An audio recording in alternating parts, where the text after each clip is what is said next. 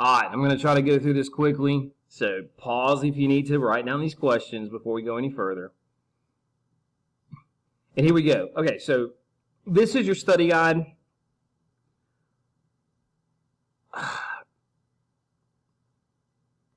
Read your notes and let yourself go through these. Remember, on a test, even an open notebook test, if you get lost in your notes, it can turn into a train wreck.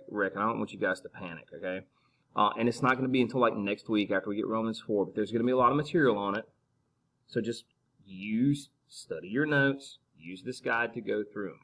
And this is on your homework tab right below where you had the link for this video. So study guide. Who's understand according to Romans 3? Everybody. That's more than everybody. That's everybody, in the words of Voddie Baucham. Jews and Gentiles have been covered now. And what two groups of people make up those who understand? The Jews and the Gentiles.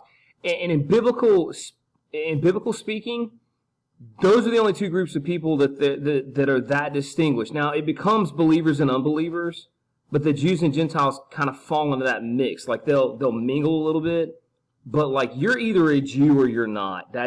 That's how it goes from the perspective of the Bible writers. Who had the law and the prophets of God in the Old Testament? That was the Jews.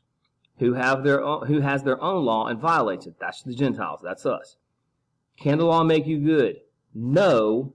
But number 6, what does the law show us? It shows us our sin. If we don't have the law, and by the law I mean like the law of God, like 10 Commandments, the Torah, are we still sinners? Yeah, you're not getting off the hook just because you don't know the law. And it's literally like, if you don't see the sign for speeding down Lafayette Parkway and you drive 65, you're going to get pulled over. Well, I know how fast the speed limit was. Yeah, they don't care. The same thing is true. If ignorance of the law does not make you, does not render you guiltless. If you don't know what the law is, you still sin against God. What are people justified by? In Romans 3, the emphasis is that they are justified by grace. In Romans 4, it will bring another element into that. But for Romans 3, you are justified by grace. And that grace, see here how number 9 follows right up. That grace is a free gift given based on how good God is, not based on how good you are. Atonement, number 10, atonement means that Jesus took the punishment for our sin. Number 11, substitution means that Jesus took the punishment in our place. And you guys use the word substitute all the time. You think about that with a teacher. Why? Because they're teaching in my place. They're teaching in Miss Thomas's place. That's how substitute works. In the Old Testament, number 12, God passed over former sin. And number 13, he could pass over former sin. That's the whole of that right there. God could pass over former sin because he knew it would be taken care of, forgiven, paid for. Really, it needs to be paid for.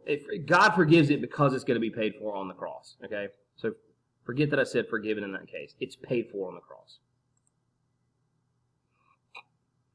Now, this is 14. Jesus took God's wrath on the cross. For some reason, some people in our modern church don't like to deal with that. God is right to be wrathful on sin, and he poured it all on Jesus Christ when Christ was crucified. So Jesus took God's wrath on the cross. Number 15, propitiation is a payment. It's actually a punishment, sorry. Start over. 15, propitiation is a punishment. That punishment is given as a payment that turns proper wrath here, or proper anger or wrath into proper favor or joy or happiness.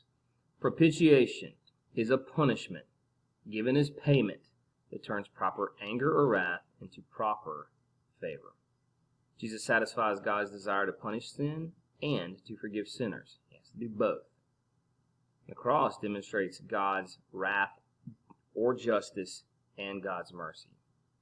And finally, the new law that Paul teaches is the law of faith. So the cross demonstrates God's wrath and God's mercy. The new law that Paul teaches is the law of faith. The law of faith applies to those that believe. This law of faith through the gospel is available to anybody like that hears it. And just know two of the Old Testament passages quoted in Romans 3:9-18. That's on your notes. It's from the Psalms, Isaiah, Jeremiah, and Ezekiel. And that pretty much gets you done. We'll pick up Romans 4 next week. I think there's some teachers that are giving Monday as a catch-up day. I think for Monday, it's going to be kind of a slow day for us anyway. If some of you guys want to start on your writing assignment, you'll have a couple days to do it. Enjoy your weekend. Get some work done and get some rest. We'll see you guys later.